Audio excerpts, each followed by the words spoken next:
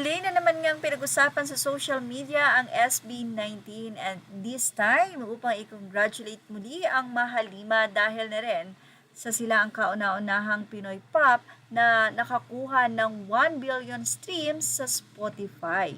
Grabe, 1 billion. Kaya naman ito ang say ng isang post.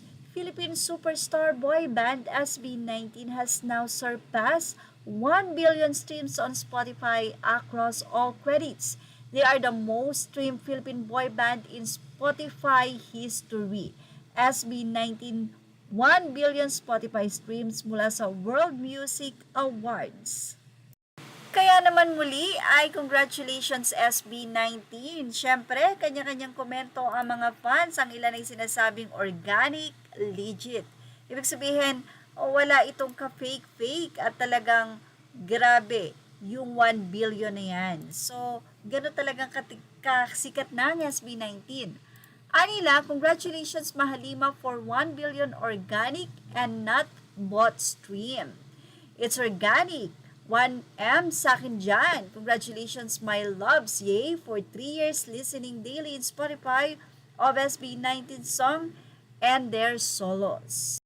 Samantala, isang kwentong fan naman ang ibahagi natin sa kanya. Paano nga ba siya naging part ng SB19 or bilang isang fan or 18? Mula kay Grace Cledera to SB19. I'll be honest, Mahalima, I was converted from a basher to a fan real quick. Dati hindi ko gets ang hype sa inyo, SB19.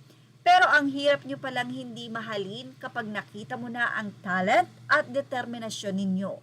Dagdagan pa ng mga kulitan nyo at pagiging humble nyo. Your stories as an individual and as a group are truly inspiring. Nakain ko lahat ng sinabi ko noon at ngayon. I can say na full-time 18 na ako simula noong pagtatag era. Proud of you, Pablo, Josh, Stel, Ken at Justine. Keep soaring.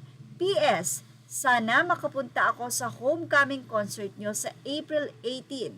Sana dumating na rin yung LSB Dusk at onesie shopping bag ko. PPS, Xiaomi Redmi Note 10 Pro user here. Well, ano po ang masasay ng mga kapwa 18 dyan? Ilagay na ang inyong opinion sa ating comment section. Images are all credit to the rightful owners. Please like, share, and subscribe. And thank you for watching Showbiz Now.